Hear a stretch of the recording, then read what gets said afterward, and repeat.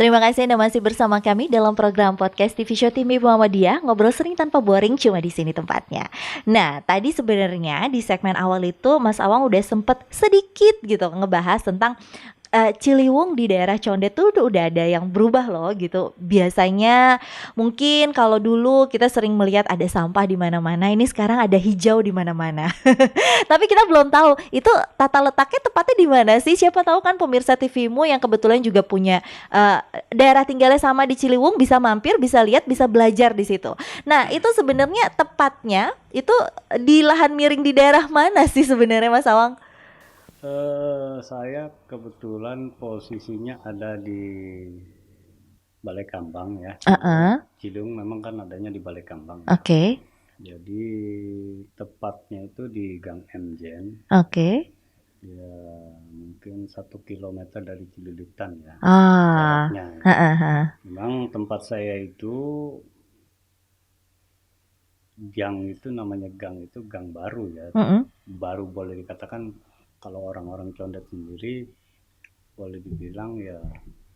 Baru sih enggak ya, ya dari 10 tahunan ya. Cuma kadang-kadang orang suka nanya terus, di mana sih Di Gang mana Mjen, di sih mana sih guys? gitu. Nah, akhirnya kan kita buat suatu map gitu di Heeh, sana heeh, biar mereka mudah mencarinya. heeh. Ya itu di sana itu saya buat memang tadinya nggak ada pemikiran untuk buatnya, tadinya malah saya Itu gimana awal idenya? Itu tercetus sendiri atau berdasarkan keprihatinan diri gitu akhirnya minta izin dulu atau tiba-tiba udahlah saya garap aja daripada nggak ada yang garap nih gitu gimana ya? Boleh diceritain ya nggak Mas Awang? kebetulan itu kan lahan punya sendiri ya. Itu Ah, kan lahan oke. sendiri. Jadi kita nggak ada harus izin ke sana Izin diri kemari, sendiri ya? izin sana diri sendiri. Kita prihatin melihat tempat nggak dimanfaatin, Mm-mm. hanya sebagai tempat pembuangan sampah, Oh. limbah rumah tangga segala macam. Waduh, udah kasus segala macam dibuang ke sana kan kita prihatin. Karena memang di sana ya tadinya memang di situ kan lahan pertanian juga masih orang Ah, tua saya. iya.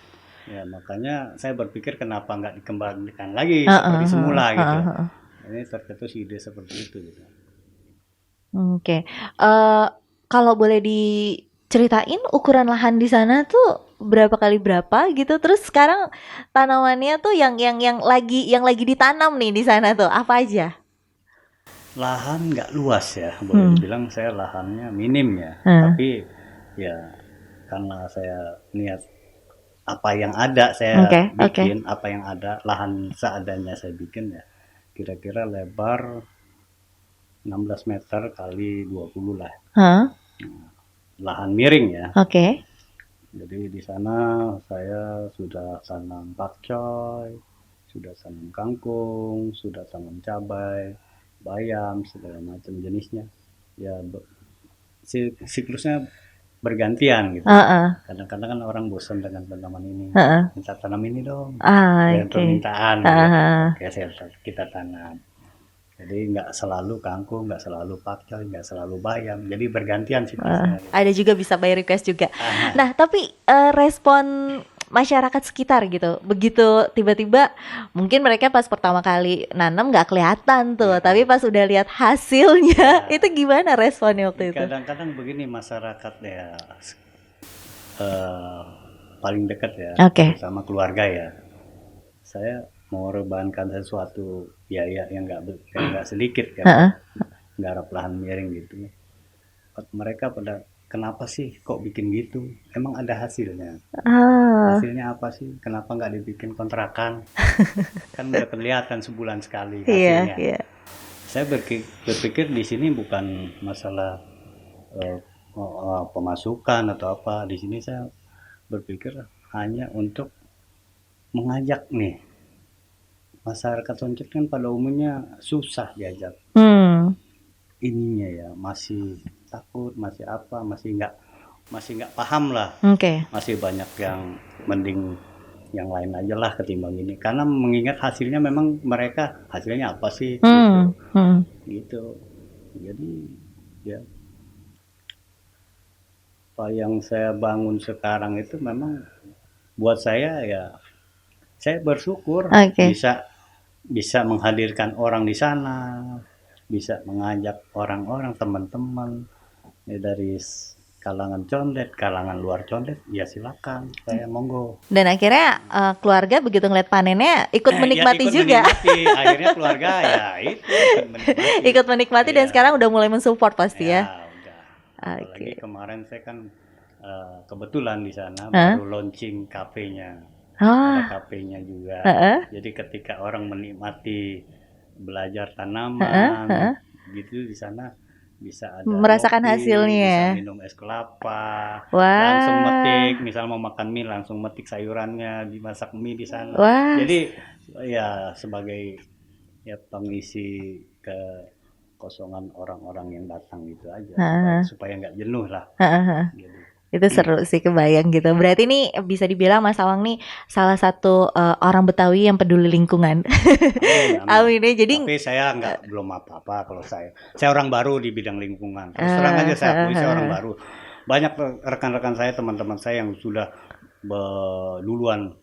Kalau saya belum ada apa-apa. Kalau saya terus terang memang saya baru mulai.